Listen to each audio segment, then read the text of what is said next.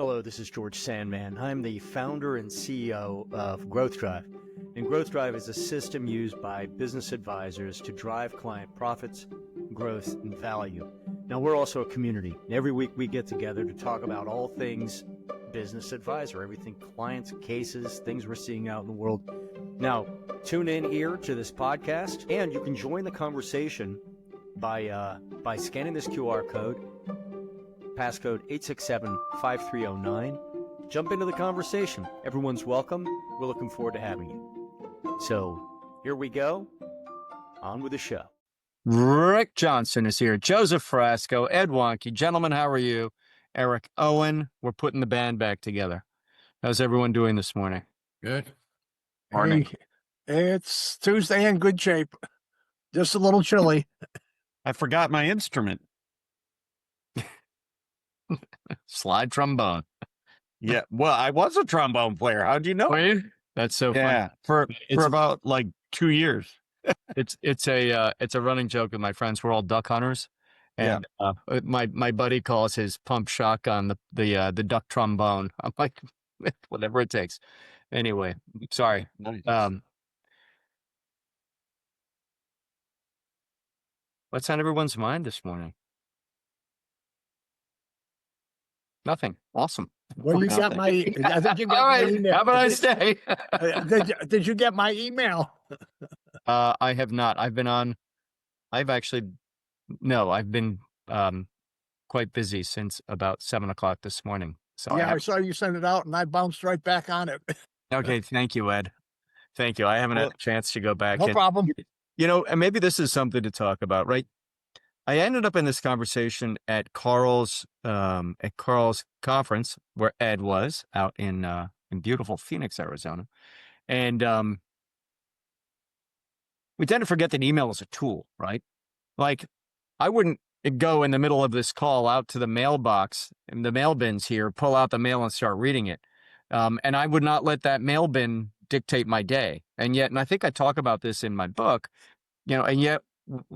It contributes. It may be the biggest offender in the whirlwind, and people. And Ed, you did not just do this, so this is not a veiled accusation. But people are like, well, I sent you an email. Like, okay. Should I have dropped everything? Should I have left the meeting to see if maybe you had sent me an important message? That is not the way the world works. Yeah.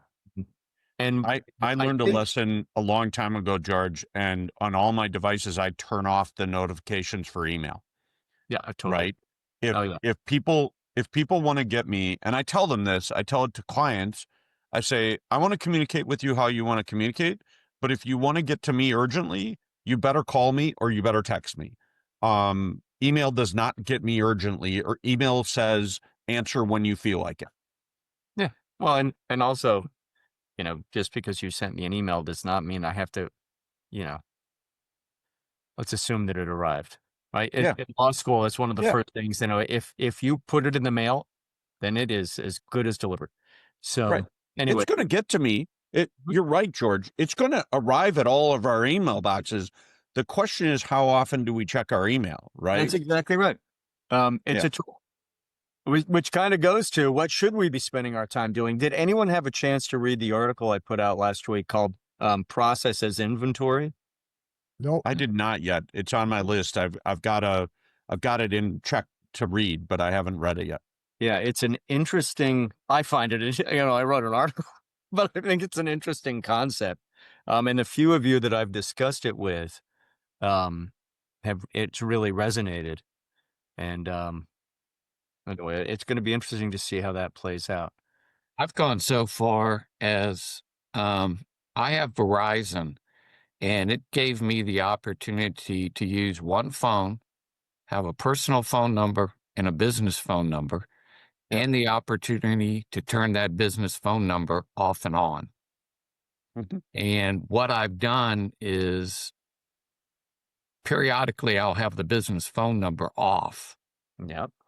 So it's not going to ring. The other thing I'll do is I only have a select few clients where I'll give out my personal cell phone number. Yeah. I was able to go until last year without ever giving out a cell phone number. And I just felt there were 2 or 3 clients that I wanted to give them a little bit better service. So I went ahead and, gave them the personal.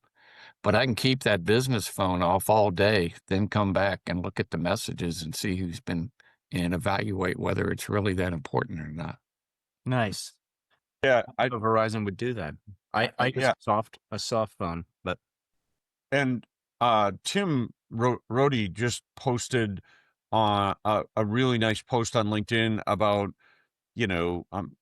essentially referring to the Eisenhower matrix, urgency versus importance, right? Right. And just the whole idea of are we letting urgency become importance to all of us, or are we really taking the time to look at something and determine, is it really important? Lots of things are urgent. Everybody thinks they need their thing right away, right? I rarely have a client call that they don't think they need it right away. But is it really, it's urgent? Is it really important? yeah, the Um, Eisenhower, yeah. and I think in our society today, we've made urgent the new important. Yes. Took me a second. My brain's like, keep. Yes. It's a good point, Eric. Yeah. Yeah, and it's interesting because Rick, And I want to give credit where credit's due. That's Tim's point, not mine. But I agree wholeheartedly with his point. oh, totally steal the point, man. Are you kidding? Don't. Tim's not here to defend himself. It's your point now. Well, Yeah, but Rick, you're right, because sometimes we need to control it. Like Rick, you were doing the right thing. My cell phone number is very publicly available because I want to make sure, and it's a very different use case, right? Right. I want to make sure that, for example, if Rick is with a client and has a question or is confused, or heaven forbid, there's some problem with the software, you can get hold of me, not support at, not Catherine, not Al, Frank, or Dan. You can get hold of me and I can jump on it. Luckily, the phone rings very seldom with those issues. Well, we just had a hiccup with the level 2 report. Everything was working beautifully, but in the level 2 report, it wasn't presenting quite right. And there's always a logical reason, right? But that is now, guys, we've pushed some really, really powerful functionality. I'm not trying to change the subject, but some important updates and new functionality that really will better support planning, M&A, and private equity. There was like gravel falling from my ceiling. I'm on the top floor onto my desk. That's why I keep looking up. Somebody must be working on the roof. So it'll allow you to, well, it doesn't matter. Won't go down that rabbit hole. Anyhow, there's cool new functionality. Watch for video coming soon to a software company near you. So I'm curious, George, on this line of conversation, we started it with communication and urgency versus importance in communication and the right tool to use in communication. I'm curious how people manage their clients to get urgency, on urgency versus importance on how do you I'll get all the time 2 or 3 clients saying, I need this, I need this, I need this, but there's actually a really important thing to do for another client. And I'm just curious how other people deal with those issues. Well, and related to that, I'd love to hear that answered. And also, if you have SLAs, service level agreements with your clients, like I will respond to you within. Yeah. Great question, Eric. What do you say, guys? Joseph, I saw your I can tell you that what I do is I tell them that there's a timeline for everything, and I've got to put you in the queue based on urgency and priority. And if there's that deadline on something, then I've got it in line for that deadline. And if I need to work over an extra hours to catch it up, that's my problem, not theirs. Yeah. But then I'll get to theirs when I finish. Yeah. Yeah, man. Joe? How do we keep it from being chaotic? Oh. Sorry, Joe. Didn't mean to interrupt. Joe's We're not muted. hearing you, Joe, for some reason. Yeah, because you were not muted, but we are also.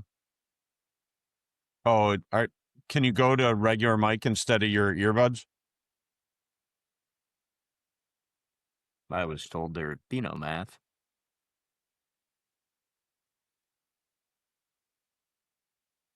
No. Yeah.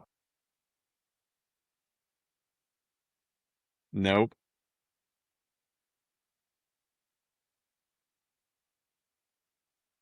It can't be that important if you can't get it up.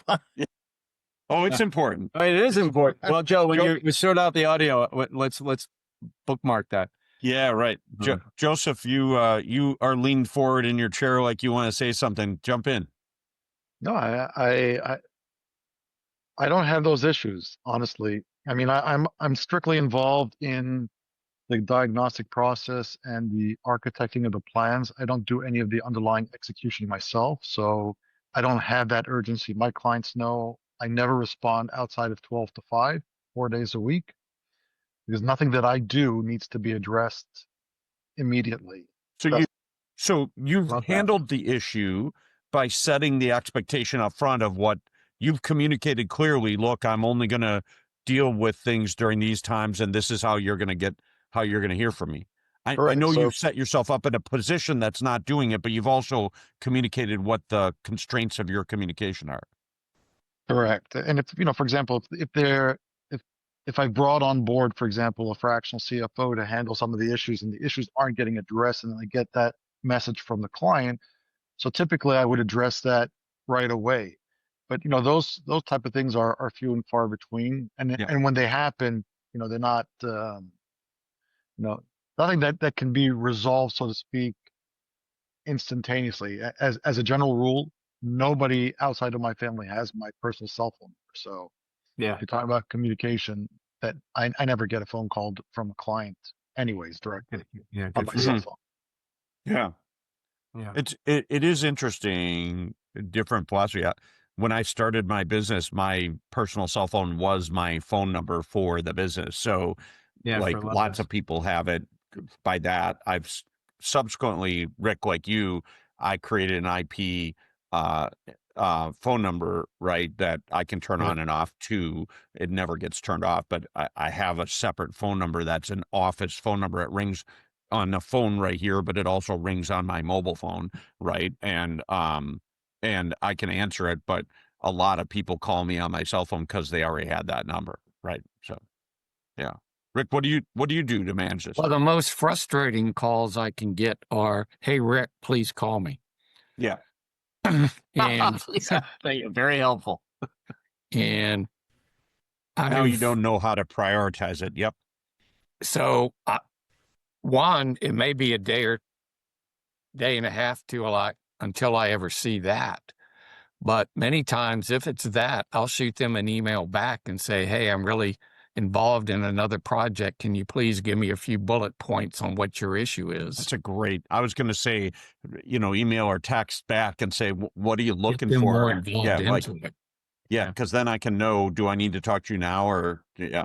Then the other thing I've learned is sometimes if I do nothing more than say, "Hey, I'll get back to you within a day or two," that satisfies them because they just want to, for whatever reason, there's a lot of people out there that think when they send an email, they're not sure if the email is going to get to where it goes. I don't know what. Yeah. So they're always, "Did you get my email?" Yeah. Yes. Well, and that Yeah. brings us back to the, do I need to answer saying, thank you or heard when someone sends, whatever. Those are all personal philosophies. Right. Right. But it's kind of, it's interesting. It's interesting. Yep. Yeah. And management, right? Our most finite resource. That's ultimately what we're talking about. How do we invest that resource most profitably, which may or may not But, make more sense. George, I think that's true that we need to manage our resource, but I also think we have an obligation. We have almost a fiduciary responsibility to our clients to prioritize well so that the things that are most important get done in the order that they should. And how many times does does a social conversation when you're out get stolen by the person who's always jumping into the conversation, or a client who, makes their stuff most important by being the squeakiest wheel and being most urgent, right? And we have an obligation to sort through that and get the most important things lined up, right? Yeah, 100%. Right. It's just about setting boundaries that Yeah. are understood and respected. I mean, I Right, and remember they from do. my days when I was a financial advisor at Merrill Lynch, like whatever, over 20 years ago. And I had one client who, was someone in my community and had a very, very large account. I mean, well into, I think 7 or even eight figure account. But he would, call incessantly, nonstop, asking questions nonstop. He would also make it very difficult for my client associate who was doing work for him.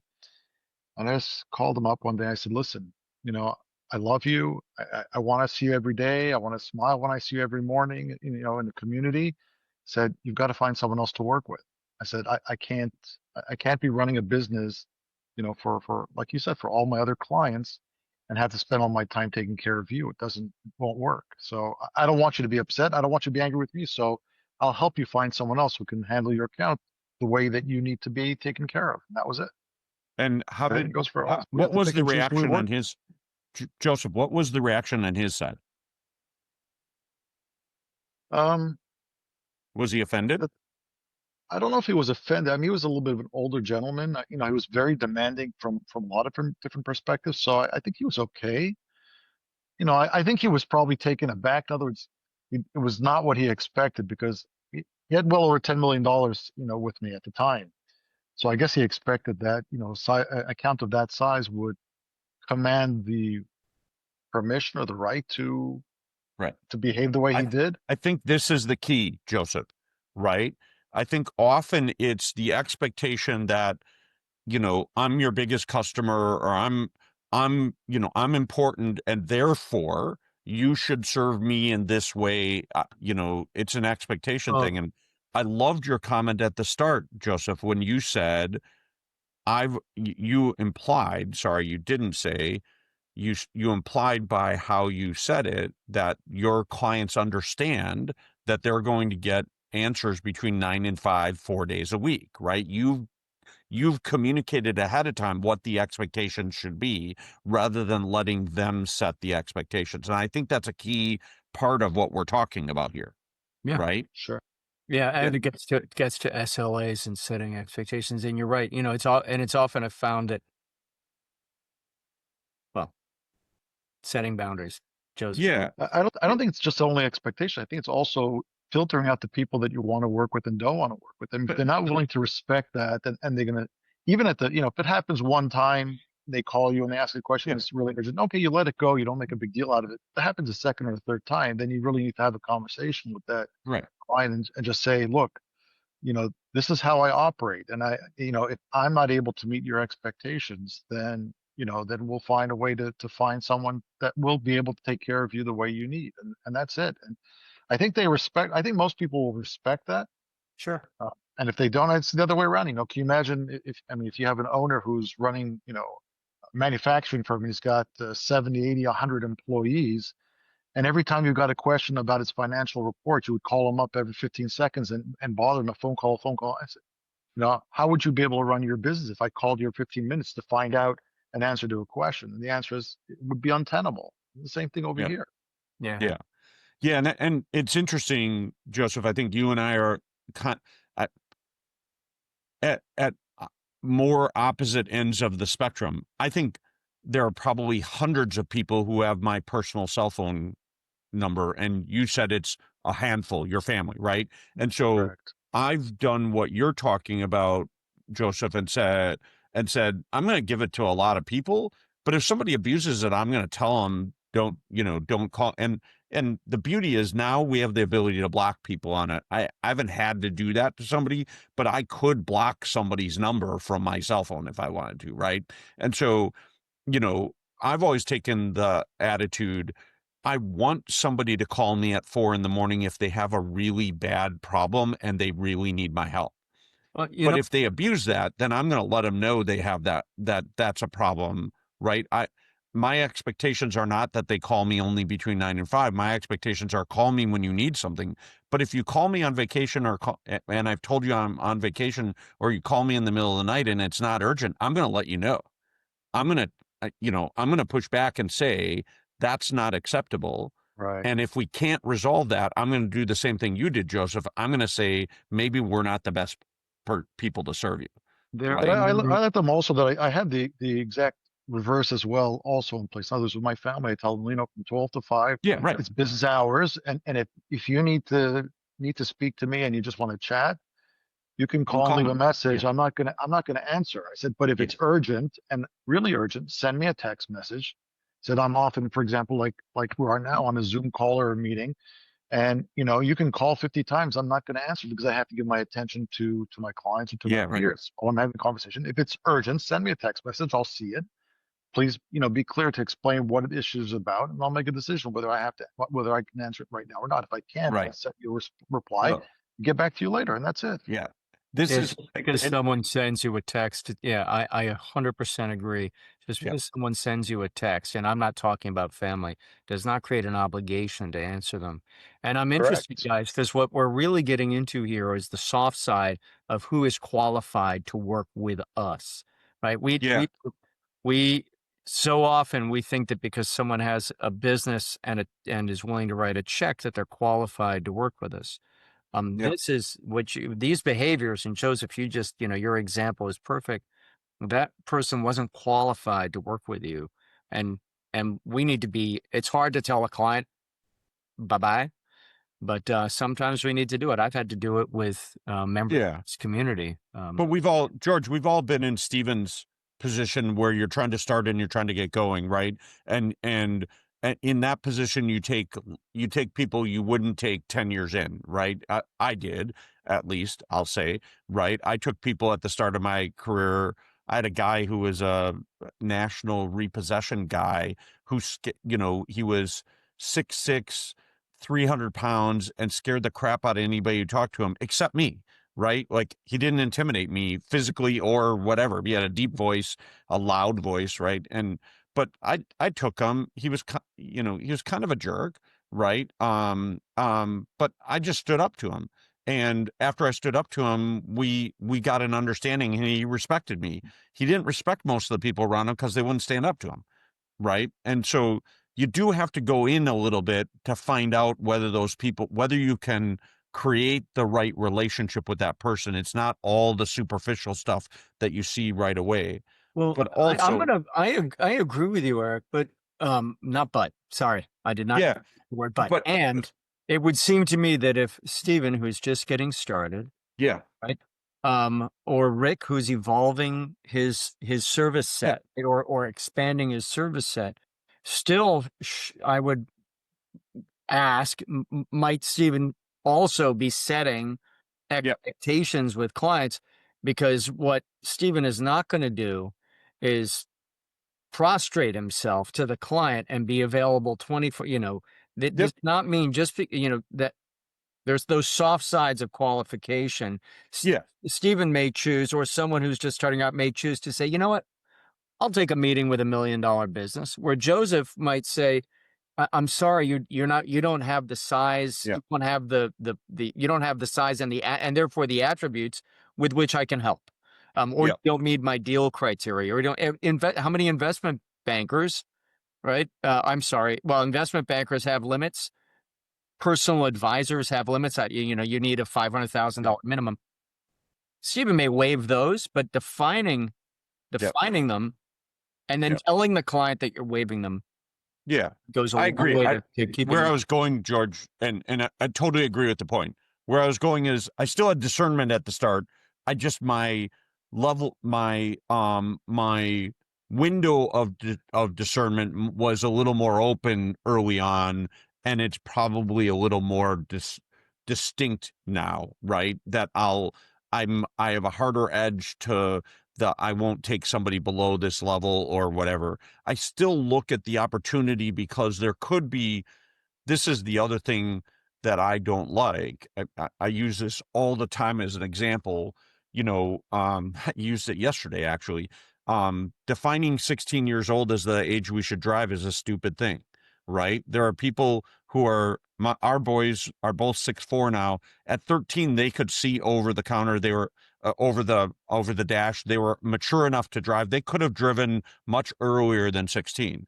And we all know people who are 16 or older who should not be driving, right? They're not mature enough. They don't have enough. Well, according to my wife, I shouldn't be, but right.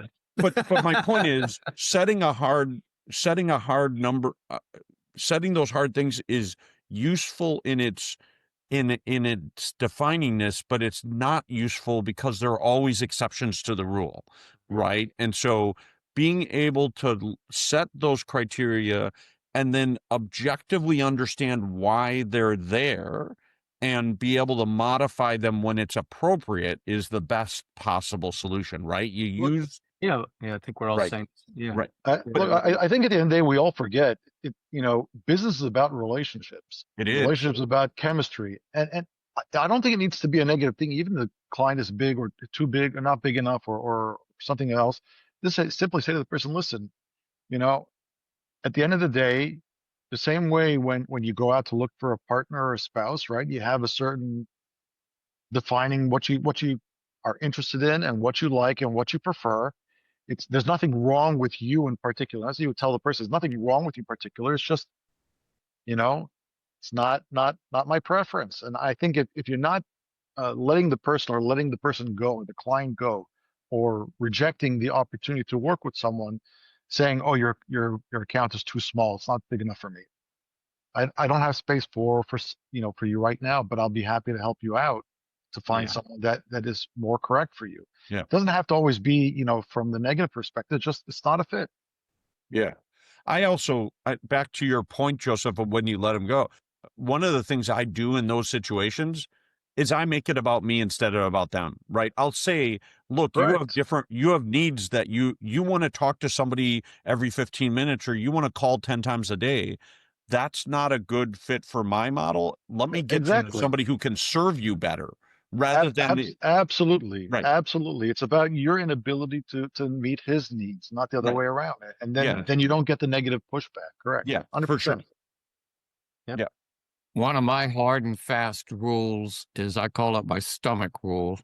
If I see the email come in or the phone number and my stomach does that nervous flip, God, I don't want to talk to this person. I let them go. Let them go. It Yeah. reached a point where why work with people that you don't truly want to work with? 100%, Rick. And that goes back, I talked earlier about process as inventory and having these criteria, as we're all teasing out.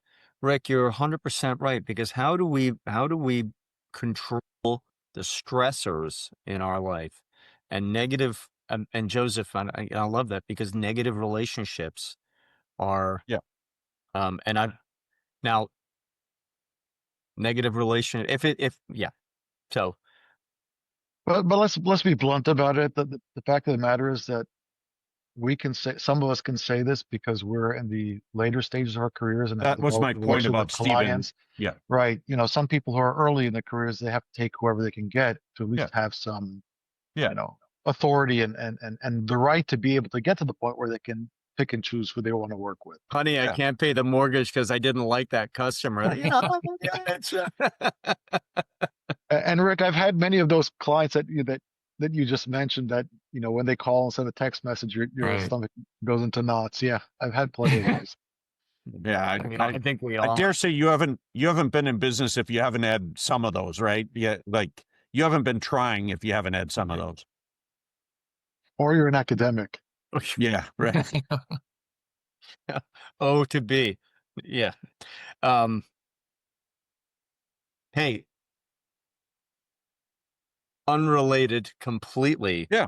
I'd love you guys to start thinking about, this is completely, I'm changing the subject. I didn't mean to, but one of the things that's been on my mind, we've set the date for next year's summit as October 5th, 6th, and 7th.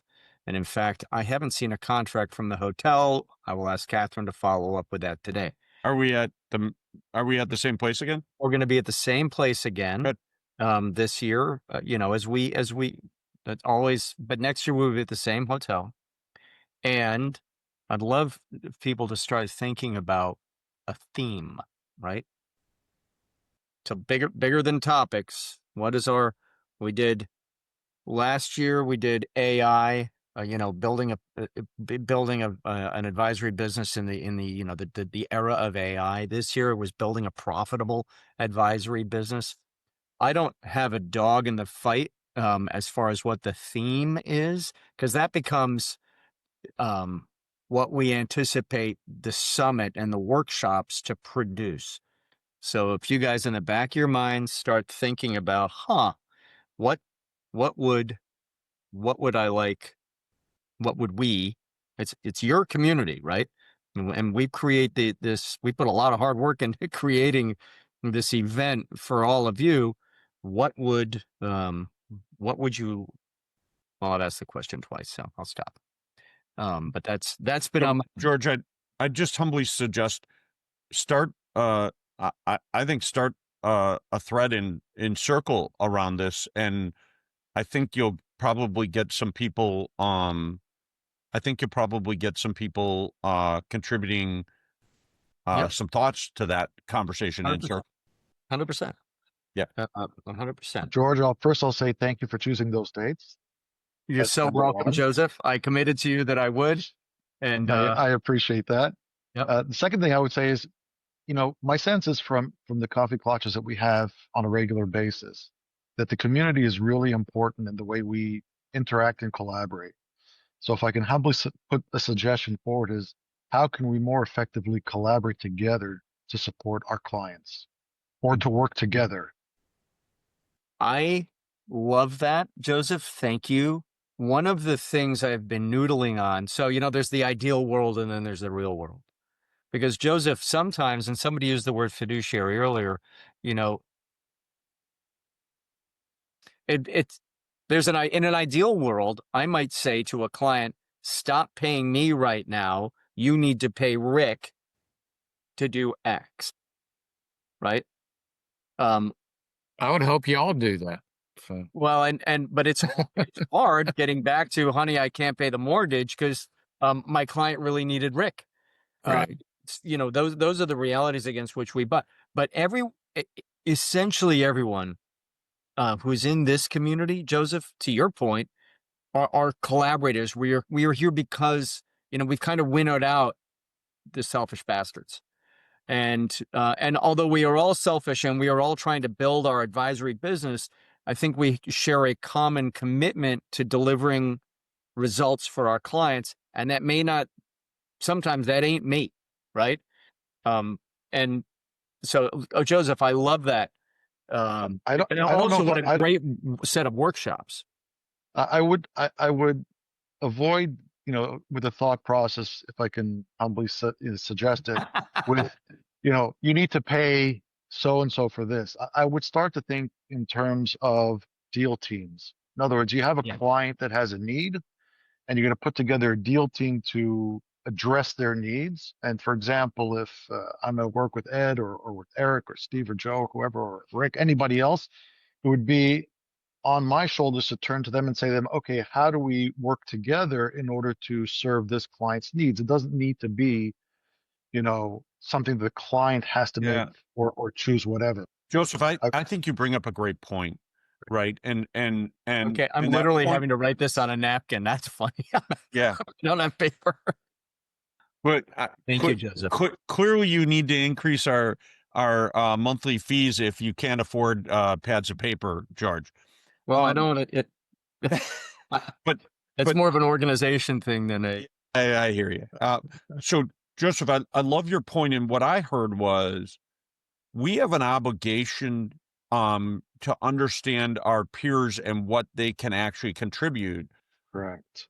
But we also have an obligation to do a better job each individually to communicate where our value is, right? And so it seems like every CPA firm I go to will say to, what do you guys do? Well, we do everything. Oh, really? Okay, so you know, I'm going to use a different thing.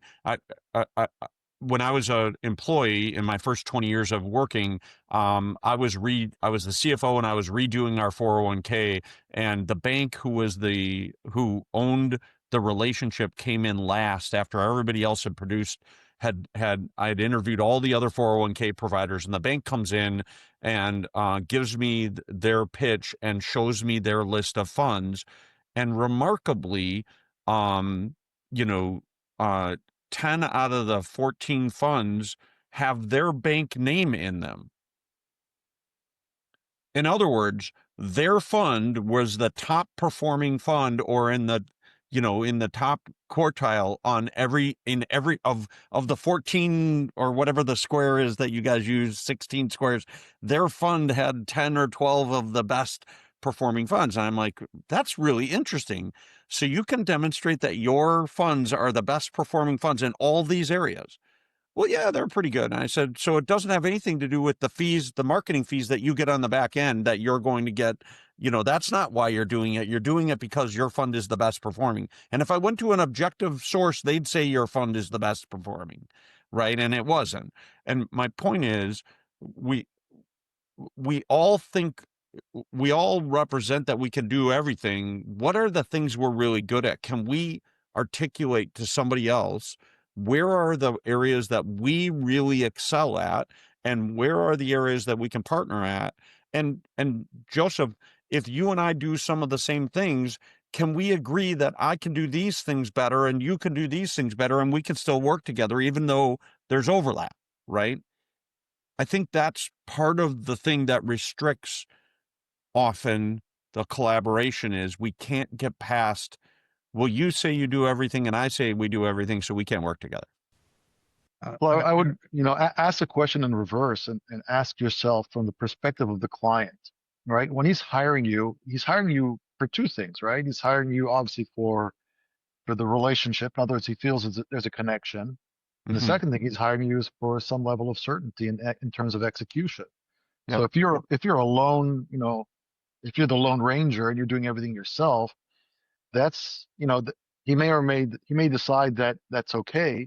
But if he understands there's a full team of people around you, that if I can't answer the question, for you, or solve this problem for you by myself, there's a whole roster here behind me that I can draw on, that have just as much experience and already understand exactly what we're doing and how we're doing to be able to deliver and execute for you.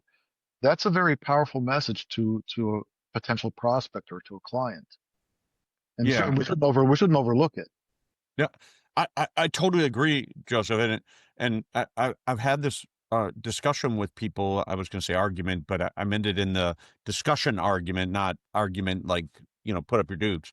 But the what makes somebody a general contractor, right? Is it because they have names of plumbers and electricians in their phone? Does that make them a general contractor? I don't think that's the answer. What makes somebody a really good general contractor is they know the building code. They know the building process. They have great project management skills, which include great communication skills, and um they're able to know and vet good subcontractors, right? If I'm looking for a general contractor, I'm looking for all four of those things.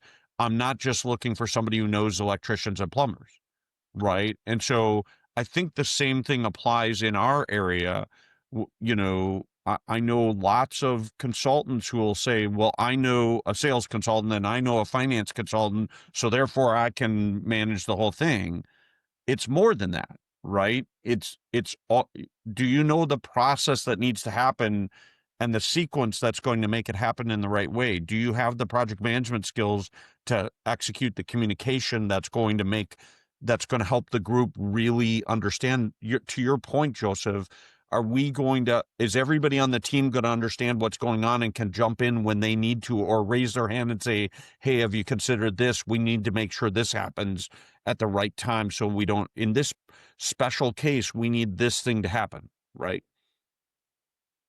I think Eric and Joseph, one of the things that Carl did very effectively was he did a little what I would define as a speed networking event at his situation. And so he had people that were specialists in various categories, and you got a 20-minute interview with that individual to ascertain their specific competencies and involvements, and handouts if that was appropriate from the individuals. Yep. So it turned out that that was the most efficient way to get the 40 plus people that were at his program to get to know some key people that were there as to what they provide and how they can work with each of them. Yeah. And Ed, that goes right to my point. We have an obligation to do a better job of communicating what our value is, right? More clearly. We also have an obligation to vet the other people on the team as to what their value is and how we can work together. And if we're thinking like a general contractor, we're doing the work. I'm just using the analogy. We're doing the work of understanding where they would fit in the process and where they're how to include them in the process and how to maximize the value of the whole project. In the end, we still have to build a house or a building, right? We still have to build a building, and that building has to be built properly, and to code and pass inspection, right? And so, we have a fiduciary responsibility to make sure that the people who are working on the building are qualified to do it. But we also, our efficiency on time and on budget happens because we have good communication and we get the right people who can work together. Exactly. And something that's going to start becoming more important in terms of, of something that's going to start getting more important is who's an active member of the community. I'm not the arbiter of that. Activity is the arbiter of that. And who has invested in the C3D, not the money, the time and the learning. I mean the money. Do they understand the methodology? That's my point. That's the code. Yeah. Right? So because there are a couple of that is going to become increasingly, I'm being cryptic, right? That's going to become increasingly important. And, yeah, for sure. Because imagine, well, to Eric, you make a great point, and that, how do we talk to each other? What language do we speak? How do we, and if we think back to our most recent summit, and what were three of the documents in the playbook, right? We had the, are you a 1 or a 5, right? A talker, an educator, architect, general contractor. The advisor's pledge. Here's how we pledge to treat each other. Yeah. And the 7 steps of the advisory process from intent through execution. And those are going to be, those are how we deal with each other. And those all come from you guys, right? So, which is one of the most powerful things about this community. Yeah, man. Common language. There he is. Yeah. Common language. I think in peer groups, you come from dissimilar areas. All of us have different experiences, but if we have a common language that allows us to communicate on a platform is really critical. So that's why that C3D training is so important, to be able to quickly get things, and then everybody understands how to communicate. One of the things that Ed was saying with the peer, sort of the interview, or call it a date, speed dating, it's also best practices how we can be very concise about what we bring to the table. Yeah. And oftentimes we have a hard time articulating that. I was even thinking AI, George, is just, could we give this to Claire and say, all right, here are the, you know, you're pushing a social score agenda, which is okay. I mean, it's like if we're evolved, we're evolved, but based on, where do these people fit into that, 5-step, is that whatever it is you choose to land on. But, you know, you can have technology based on what the input is from everybody. If you're trying to amass this large group of information right now, it's just us girls on the phone here, but, or on the camera. But I don't know. There's something out there that, from a base level of common language, and then going back to the original whole thing about work on making a bigger target. Why do we think that client responsiveness is this? What about making it bigger? What about expanding that target? Not having to get rid of that client, but basically expand upon what's acceptable outcome. Because oftentimes we're teaching our the members we work with and a group, and they're interfacing with the big guy, is we have to push back and teach them how to manage up. And if we're not managing that client and demonstrating how to do that in front of the other peers or other members of the management team, it's a great opportunity to say, listen, guys, we just can't accept this as, do or die. We have to figure out a way to create more, just a bigger target. I mean, why do we make it that number? Obviously, tax day, the few things that are kind of critical, but outside that, come on, nobody dies. Well, that's it. Yeah, we're not curing cancer. Something you said, and then I'm not going to skip over that. Joe, you're right. We are not curing cancer. We are doing things that are important, but let's keep it in perspective. Something you said about common language, and I'm lucky to sit at the middle of the web, but if Rick called me and said, "Hey George, I'm working with a manufacturing company. They have gross revenue of 7 million and strategic capacity of 61." My brain is already focusing in on, like, I already understand some things about, or they have strategic, they're growing like crazy, but they have strategic capacity of 42. This common language of the 3 dimensions of the growth driving objectives of the strategic capacity is incredibly powerful. It seems very simple, but it's very, very powerful. I have these conversations all day, every day with you guys, and it allows us to say, well, okay, let's look and see what we got. And so thank you for making that point, Joe. And So George, going back to your original question about, about the next summit, I think the point I was leading to was lead generation. At the end of the day, every single one of us on this call spends an inordinate amount of time and resources in lead generation. And often we come across someone, that isn't going to be a right fit for us, but rather than throw that opportunity back into the wind or lose it, if we understand who our peers are, there might be a way to capitalize. And I would also say, going back to communication, if you're meeting with a prospect and you find out, for example, he's in manufacturing. So, my background is in B2B financial services. That's what I really know well. Have I done manufacturing? Sure. Have I done, retail, whatever, wholesale? Yes, I've done all of that. But that's not where my expertise lies. But for me to turn around to a potential prospect and say, you know what we do is really, I think what we do is really appropriate for you, but I'm not the right person. I'd like to introduce you to so-and-so who specializes in manufacturing, or so-and-so who specializes in retail or e-commerce.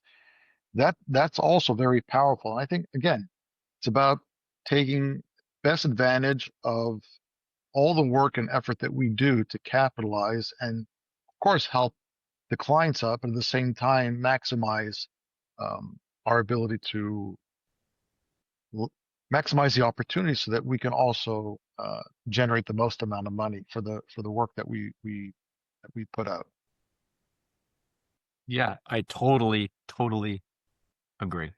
And there's a certain amount of trust built into that, right, Joseph? That if we're going to give to other people, that, there's going to be giving back, and that takes a while.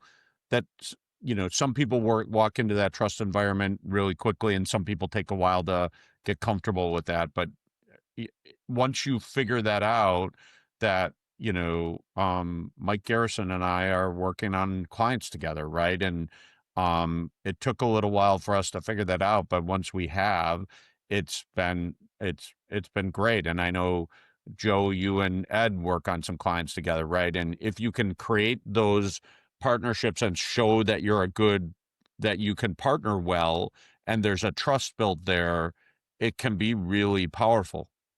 Yeah. Can I borrow your car? Yep. And All right. So George, to the extent that you can build a framework that allows us to delineate what we like, what we don't like, how we like to operate, what we don't like to operate, the areas of expertise that we have, that makes it easier for everyone to at least start figuring out who they might work with in a given opportunity, rather than having to say, oh, I have an opportunity, let me go now and ping the group and say, who might be interested in an e-commerce offer? Who might be interested in the whole? I love, Joseph, thank you. We suggest and remind people, Joseph, that is a fabulous point, to in the community, in your bio, you have an opportunity to tell the world whatever you want, right? I'm not going to write it for you, although we were using AI to just write a quick bio for people, but you should describe who you are, what you like to do, all of those things that Joseph just hit on, because that allows people in the community. And I'm sure that AI is coming to Circle soon that will allow us to use their chatbot better than their simple search window to say, hey, I'm looking for an investment banker who's willing to work with a $2.5 million manufacturing company. And Right. if it's in your bio, people can find it. I hear you, George, and I use Circle for a handful of other groups. The challenge is with Circle that unless you have the appropriate fields and they're populated, And AI they're is not populated. AI is not going to be able to help you either to index or to match people up. So I think the challenge is to at least have one location. It could be a Google form or whatever, something that you put together on for the group for growth drivers, that you would create a list of attributes that we would fill out and be a requirement to fill out. That would help, I think, ensure that there's at least an opportunity to collaborate.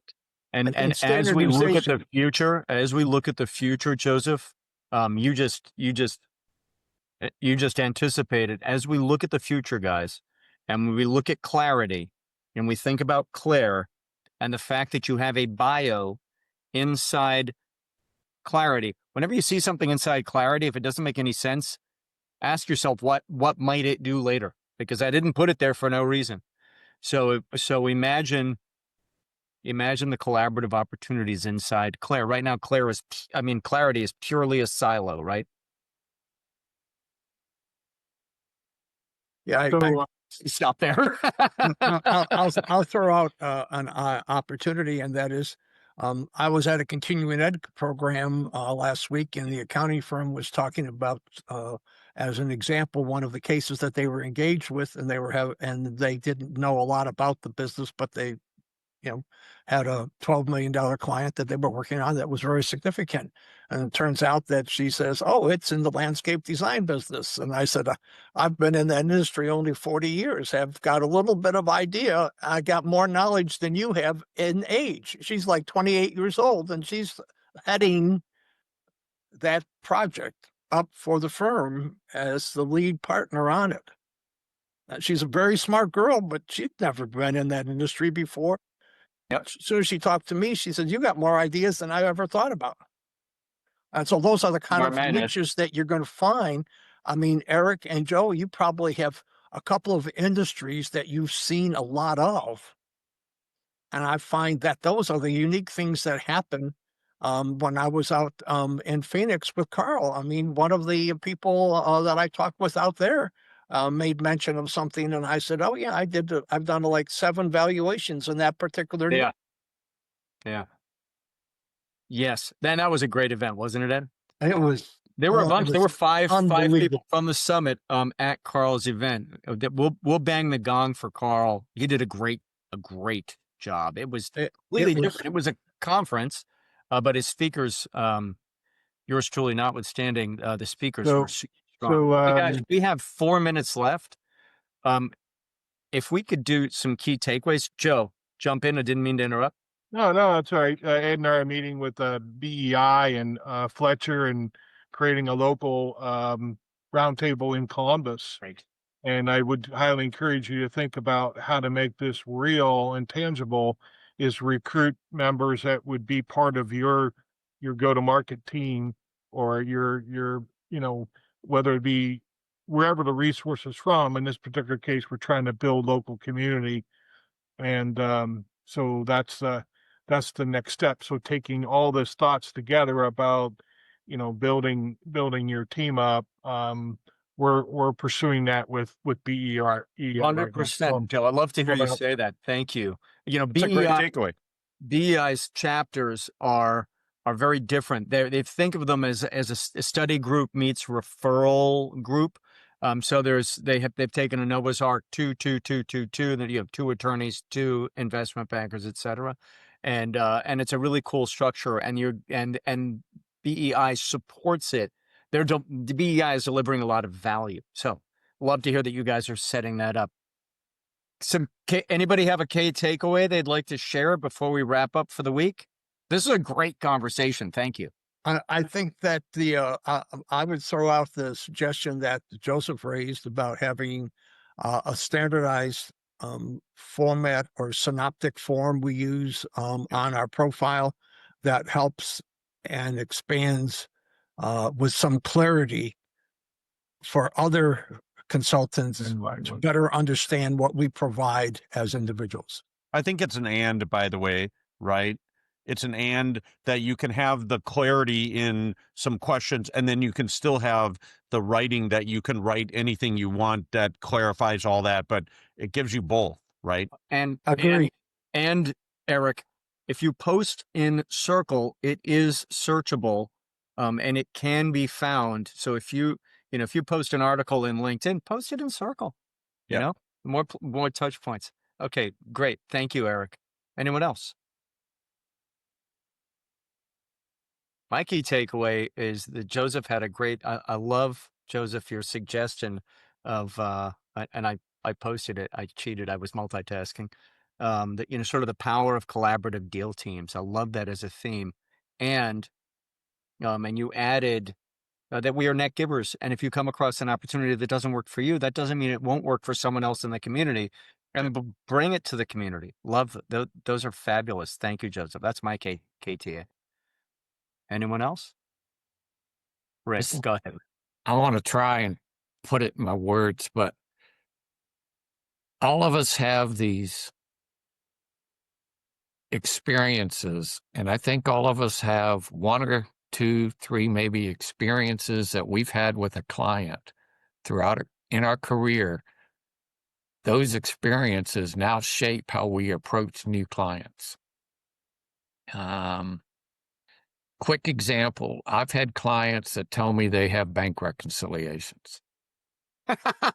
Sorry. Right?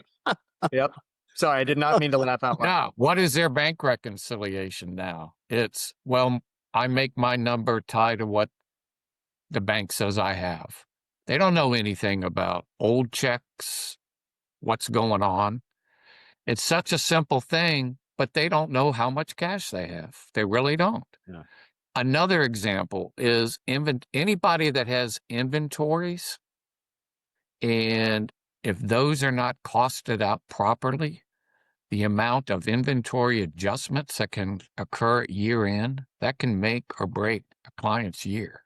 And the inventory, if I'm so profitable, why am I so broke? Well, that's Right. higher topic Right. right there. But Rick, And then I've actually had clients, I've seen them run out of cash because they didn't properly cash flow. Sure. So those 3 experiences, when I go look at a client now, I want to zero in and make sure those things are right, and then do everything else. But we all have a different way when we first meet that client, how we approach it. Yeah. It's awesome. Yeah. Love that, Rick. Thank you. Anyone else? We're right at the bottom of the hour. Time for the Steven. top. You Steven. can't say the patient if he doesn't have a pulse, right? Let's get that Mr. work Newpart, going what do you first. got? You haven't said a word this week, which is out of character. What are you talking about? I'm usually listening quietly. Okay, fine. my- Yeah. What's your key I like takeaway, my man? I liked the conversation about the collaborative conversation about how, you know, different people, especially in this community, are looking for different things, not only in their clients and not only in like personality alignment, but all obviously like the business itself and what we can help. You know, me starting out versus Joseph versus Joe versus Eric, you know, there may be similarities, there may be overlap, but the fact of the matter is that it's not always, you know, you're too small. For me, it could be you're too big. I would much rather you work with someone 15, 20 years of experience to ensure that you get the proper results compared to, you know, me trying to go in all confident. This is my very first one. And then not saying I'll screw up, but you know, Well, let's kill the risk there. I'll state the obvious, Stephen. If you find a client that you think is too big, bring in a Yoda, right? That's like the best opportunity you could have. That's a great. We've already talked about this. I've already said you go look for any client you want. I'll wrap around you and help you do that first client so that Absolutely. you got right. So, and that's guys. the power of this community, really. So it is absolutely the power of this community and what sets us apart. 100%. All right. Any final points? It's we're past the bottom of the hour. Everybody good? Awesome, Joe. Thank you, Joseph, Rick, Ed, Eric, Thanks. Steven. We'll see you next week. Anything I can do to help, let me know. I'm going to be in Puerto Rico. I have a speaking engagement with the Madison Insurance Group. So I'll be out Thursday and Friday. Just, but I will be available on this thing. Do you need anybody to carry your bags, George? No, you're very kind. Sydney has volunteered for that. All right, guys. Take care, folks. Great conversation. Thank you so much.